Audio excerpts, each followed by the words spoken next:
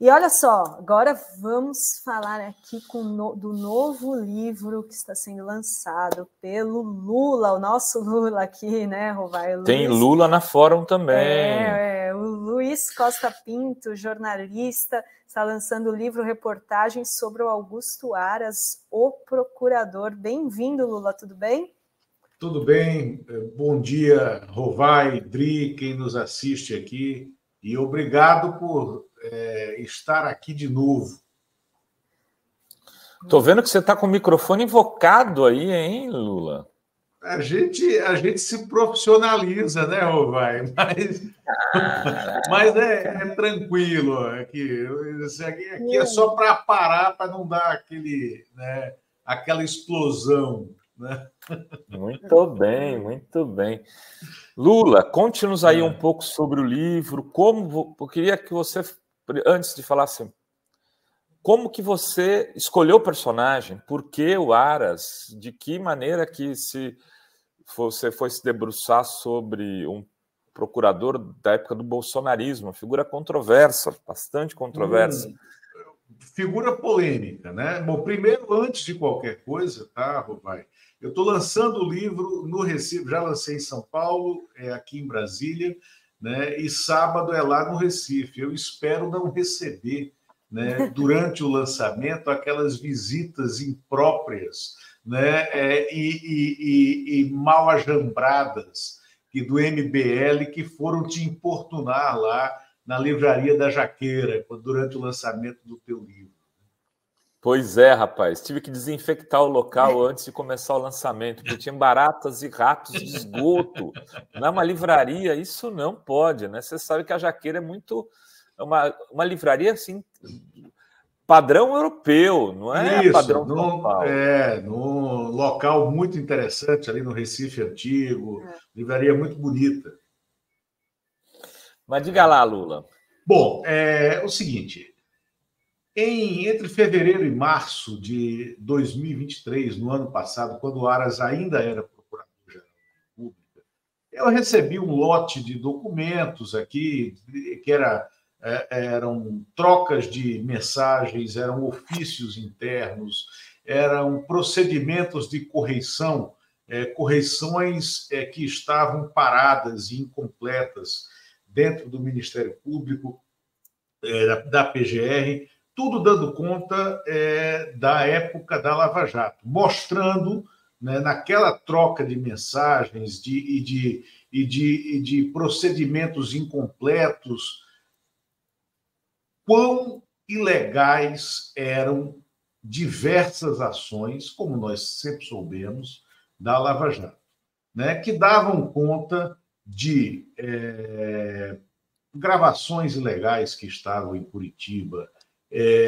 que tinham sido feitas no Ministério Público em Curitiba, a possibilidade de se fraudar, né, as listas tríplices, né, pelas quais eram escolhidos os procuradores no passado, a possibilidade de haver vício na distribuição processual de ações da Lava Jato dentro do Superior Tribunal de Justiça, do STJ, procedimentos que desrespeitavam o princípio do procurador natural, e eu não conhecia, eu não tinha nenhuma relação, não conhecia pessoalmente, inclusive, o Aras, que era o procurador que tinha sido indicado ali em 2019.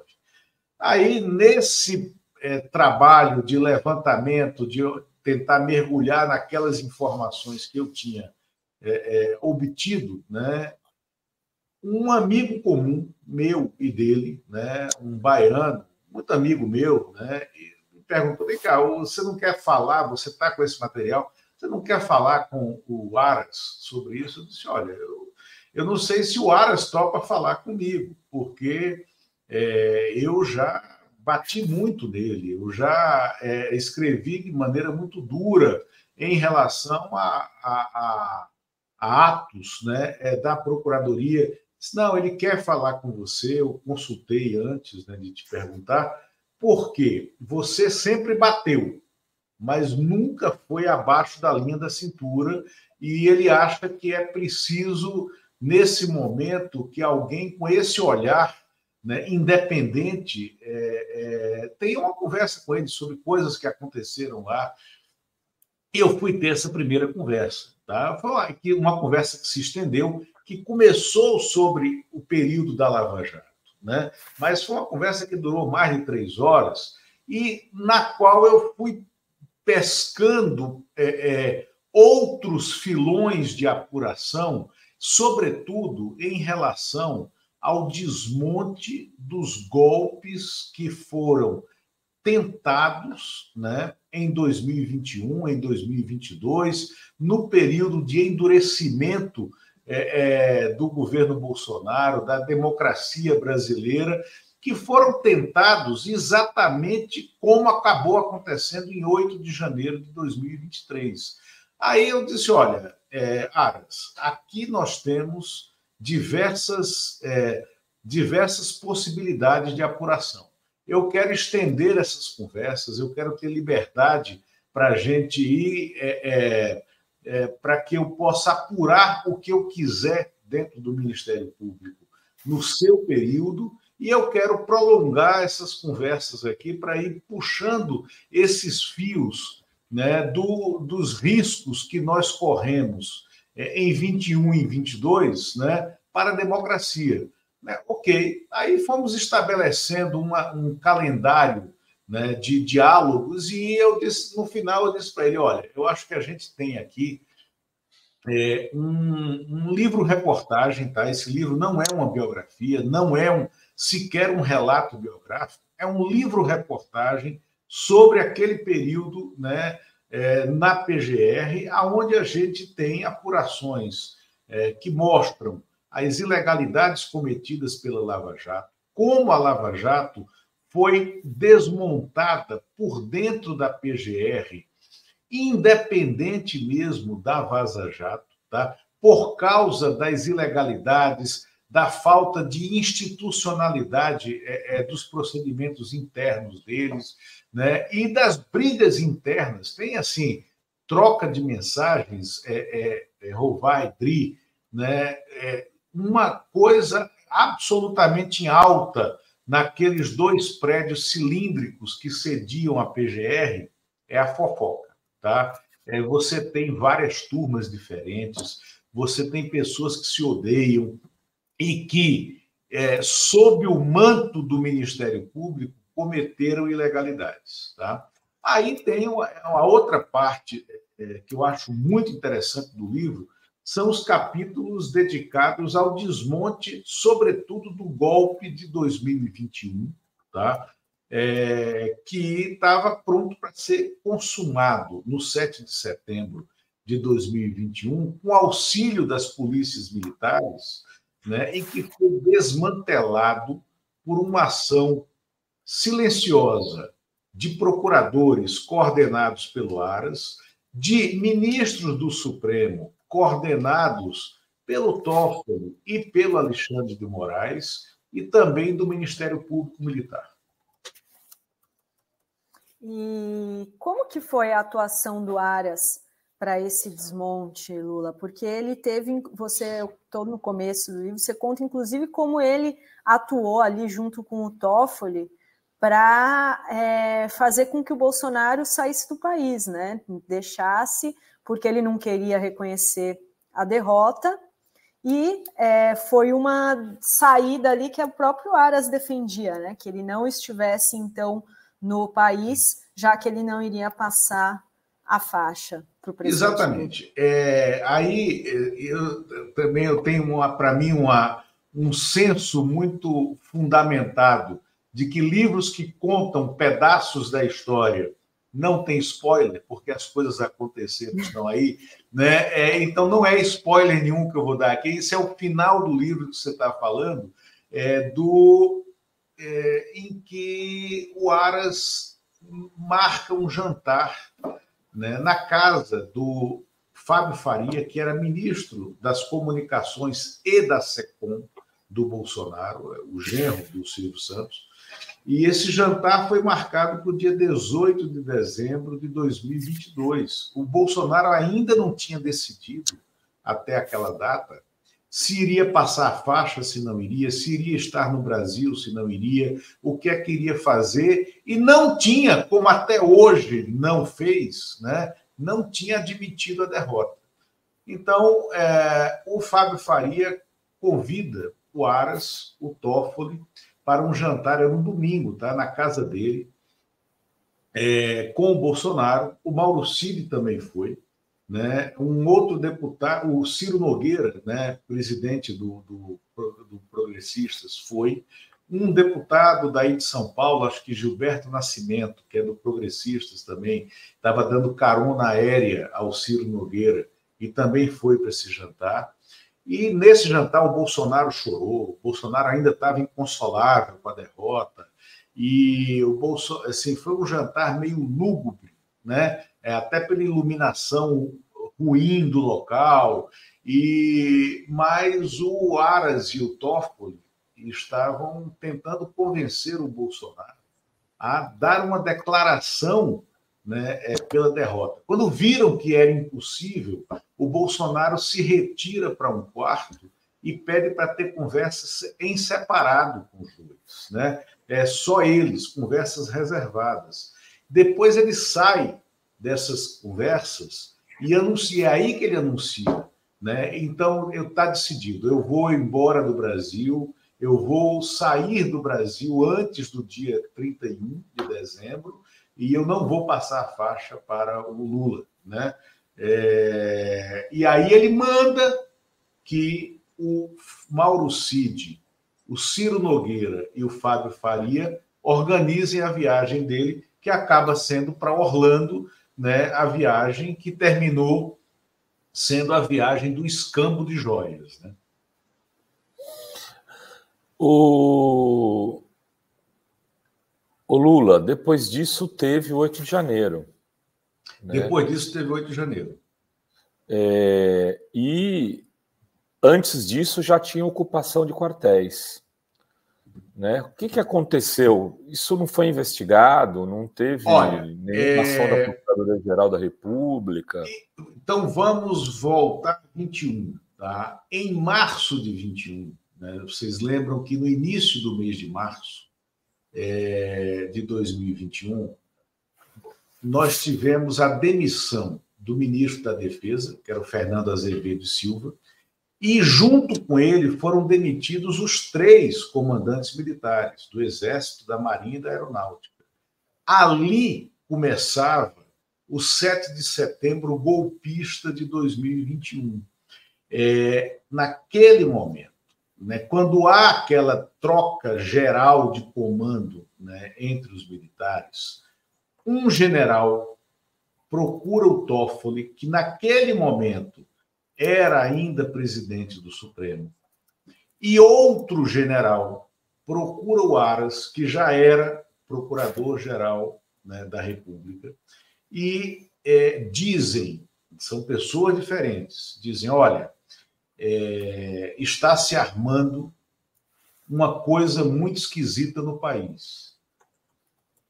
E isso vai começar agora, com a ordem, né, a ordem do dia do 31 de março, tá, que acabou sendo lida pelo Braga Neto no dia 31 de março de 2021. Braga Neto já transformado em ministro da Defesa. E ali, o Aras, então, começa a montar, junto com o Toffoli, junto com o Ministério Público Militar, um procedimento de escutar o que está acontecendo nos quartéis e também nas polícias militares, né? E é quando eles descobrem que o grande elo, até porque parte dos militares que não estava com o Bolsonaro, né? Havia uma dissidência dentro dos quartéis. Parte dos militares que não estava com o Bolsonaro, né, das Forças Armadas, eles não queriam que suas tropas virassem força de adesão. Mas o Bolsonaro precisava dessas forças de adesão para dar o golpe que ele queria, para o enrijecimento do regime. E essas forças eram as polícias militares. E ali é destacado, naquele momento, o procurador Marcelo Weitzel, que estava já no Conselho Nacional do Ministério Público, mas tinha sido corregedor-geral da Justiça Militar. O Marcelo Weitzel foi a todos os estados brasileiros e esteve aqui no Distrito Federal, com todos os comandos de PM, com todos os procuradores gerais de justiça de cada uma das unidades da federação, para sentir como é que estava o ambiente golpista em cada PM. E aí se estabeleceu um sistema de troca de informações entre Supremo, PGR, né, e esse núcleo, né, operacional que tentava saber qual é a possibilidade de que essas polícias militares adiram ao golpe no 7 de setembro de 2021. E isso foi desmontado silenciosamente por uma estratégia que acabou sendo bem sucedida, que foi a decisão, que foi uma decisão, entre aspas, de aquartelar todas as PMs naquele 7 de setembro. Porque aquartelados, né, ou seja, em prontidão, os PMs teriam obrigatoriamente que obedecer a ordens explícitas de seus comandos. Houve resistência. E aí, se eles aderissem a um golpe de Estado, eles seriam responsabilizados criminalmente por isso. E seus chefes, os comandantes das PMs e os governadores também. E eles vieram a Brasília, houve reunião aqui em Brasília, reunião na PGR, reunião no Supremo, isso tudo silencioso. E eles ouviram diretamente de ministros do Supremo, do Procurador-Geral da República, do Vice-Procurador-Geral da República, que na época era Humberto Jacques, que eles seriam presos se houvesse adesão a um golpe. Bom, então esse sistema de informação funcionou, tá, em 2021, em 2022, quando operação semelhante foi tentada também no 7 de setembro, né? E depois do 7 de setembro, antes da diplomação do Lula, esse aparato de informação, ele capturou a possibilidade de um golpe que foi tentado, de fato, no dia 19 de dezembro, no dia da diplomação do Lula.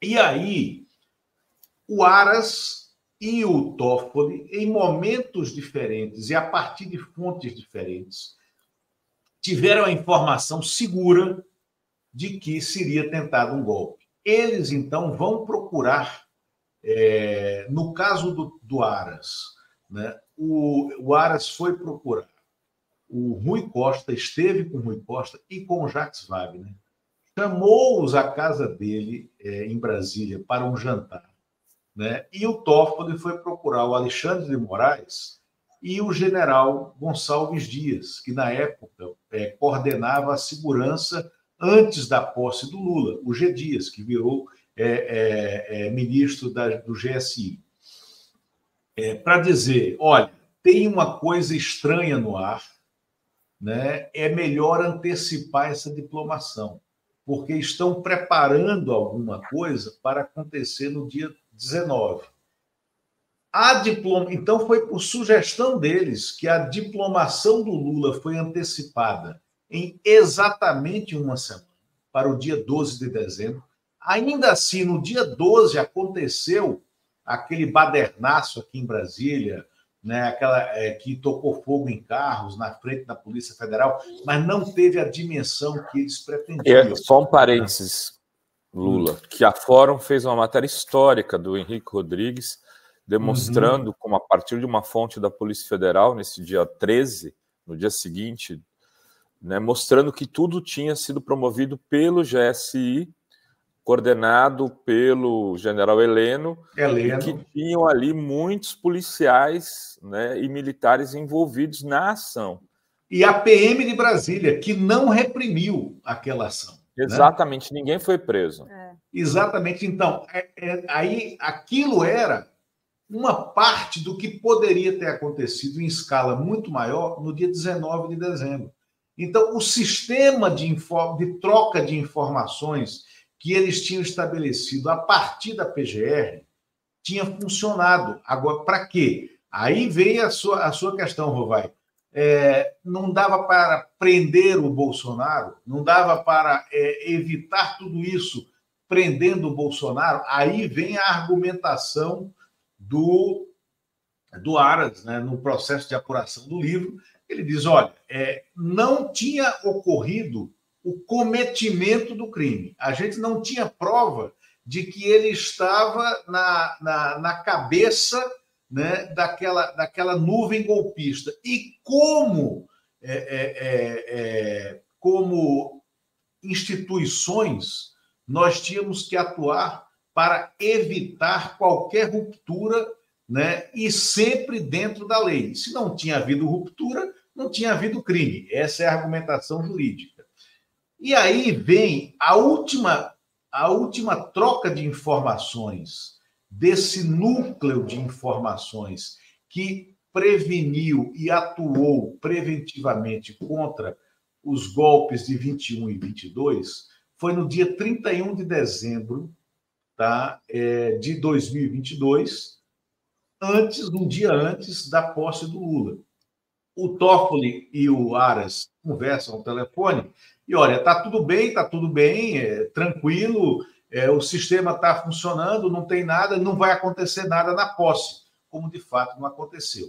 Agora, veja bem, você tinha ali militares oficiais das Forças Armadas, naquele núcleo de troca de informações, secretários de segurança naquele núcleo de troca de informações, só que quando gira a chave do ano, de 22 para 23, no dia 1º de janeiro, e assumem novos governos estaduais, inclusive aqui em Brasília, assumindo o ex-ministro da Justiça do Bolsonaro, Anderson Torres, que está ainda com medidas restritivas, né? O Anderson Torres assumiu a Secretaria de Segurança do Distrito Federal. E ali o fluxo de informações se interrompeu. Então, esse grupo passou a não ter informação mais. Naquela semana decisiva, que foi a primeira semana do governo Lula, que culminou com o golpe do dia 8 de janeiro, dado e vencido no dia 8. Então, a explicação e dada pelo próprio Aras, a partir do dia 1º de janeiro, a gente não tinha mais informação sobre o que estava acontecendo. E isso foi o que possibilitou uma aglutinação das forças para o dia 8 de janeiro, das forças golpistas, né? Só que aí tem uma diferença. Eles deram no dia 8 o golpe que queriam ter dado no dia 7 de setembro de 2021. Só que o presidente da República deles não estava mais lá. E aí houve a reação institucional e a derrota do golpe no mesmo dia em que ele foi dado. Muito bem. Uma última pergunta, Lula. Tem muita gente aqui falando, mas ele foi cúmplice do genocídio, em relação à questão da pandemia, que muita gente queria que o Aras denunciasse o Bolsonaro, né, por conta... E você trata desse tema no livro? Não, trato. Esse é um terceiro capítulo do livro, extenso, tá?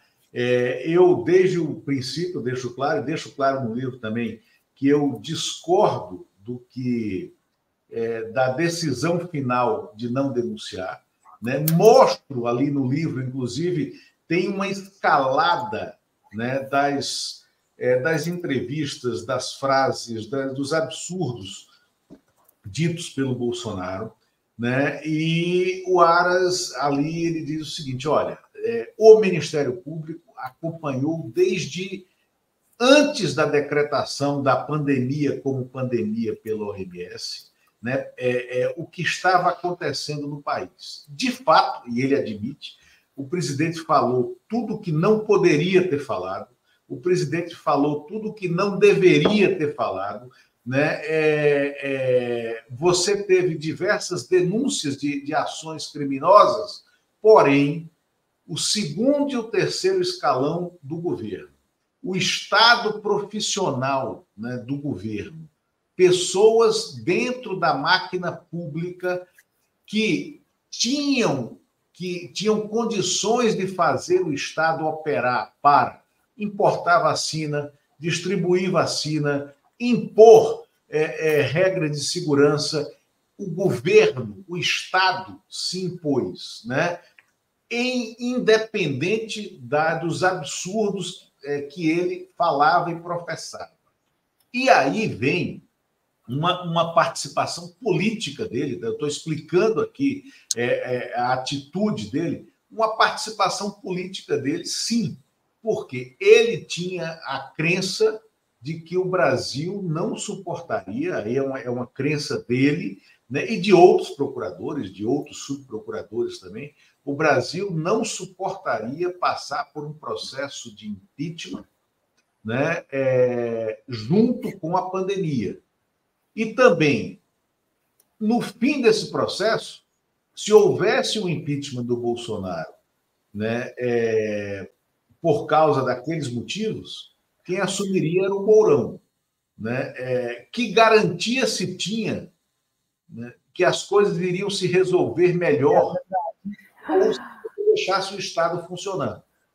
E aí vem a CPI da Covid, né, que produziu aqueles depoimentos tapafúrdios, né, com provas de manipulação dentro do Ministério da Saúde, que expôs o lado ruim, né, do Ministério da Saúde, apoderado pelo Pazuello, mesmo pelo último ministro deles, né, que foi o ministro que acabou distribuindo as vacinas, né, mas tinha uma crença negacionista também. Mas o Ministério, como estrutura de governo, funcionou. E aí veio o relatório da CPI da Covid. Isso é tratado lá também no livro. Só que o relatório... Aí o Aras, quando recebe aquele relatório com os indiciamentos, ele vai atrás das provas para fazer o indiciamento da maneira como deve ser feito, obedecendo ao rito legal. E divide esse ônus com o Supremo. O Supremo abre uma dezena de inquéritos para investigar os pedidos, né, feitos pela CPI da Covid. E aí eles vão pedir provas ao Senado, né, daqueles indiciamentos que foram indicados pela CPI. E as provas não chegam. E todos os inquéritos que tinham sido abertos acabam sendo encerrados por ausência de prova ou por ausência de fato. Então, aí é uma bola dividida, onde eu, no livro, eu deixo claro o que eu penso, mas eu dou espaço para que eles mostrem o porquê não foi feito. E tem esse argumento político que eu acho relevante, tá? Que é o argumento de, se fosse feito, né, e seguindo o rito legal, na outra ponta do processo estava o Mourão. Aguentaríamos isso? Pois é. Muito bem. Muito bem, doutor Lula. Te agradeço, o procurador, Geração Editorial, né? À venda em todas as livrarias, né, Lula? E isso. Também pela internet, né, Lula? E também pela internet. Né? Olha, e lançamento, então, lançamento agora em Recife. O último lançamento, que é o próximo, é no Recife, agora, a partir de 4 da tarde, na livraria Leitura do Shopping Rio Mar, no sábado, dia 13 agora. E estarei lá, né, para defender a democracia e me colocar contra, né, a turma do MBL, Rovai, se eles resolverem aparecer por lá. Eu espero que você não tenha esse desprazer de ter que desinfectar a livraria antes do início. Não. Com certeza. Mas se for acontecer algo, pega a dica. Não. Né? Você filma eles também. Pega o celular. Não, perfeito. Já organizei, né? Já determinei ali uma pessoa para ficar nessa função. É isso aí. Parabéns. Valeu, pelo livro, Lula. Obrigado, Dri. Obrigado, Rovai. Espero que, independente disso, Recife tenha tratado bem vocês. Sim, Recife. Exatamente. Aí, sabe que esse apelido é o apelido da época época que o Chico Sá morava lá, estudava na UFPE, e era como nós tratávamos a cidade na maior parte do tempo. Né? Legal. Não, eu adoro Recife, muito legal. Legal. Obrigada, Lula. Fomos num barzinho. Teatro Mamulengo. Teatro Mamulengo, excelente música. Nossa, tem uma música muito boa, um conjunto lá excelente. Não, quando eu morei em Olinda, né, a vida toda, e Olinda é um bairro do Recife, praticamente, e no momento, quando eu morava em Olinda, foi o momento ascendente do movimento mamulengo, né, que gerou também todo esse núcleo, né, lá na cultura local. Né? Mas muito bom, muito bom. Legal. Obrigada, Valeu, Lula. Beijão. Grande abraço. Tchau. Grande abraço, irmão.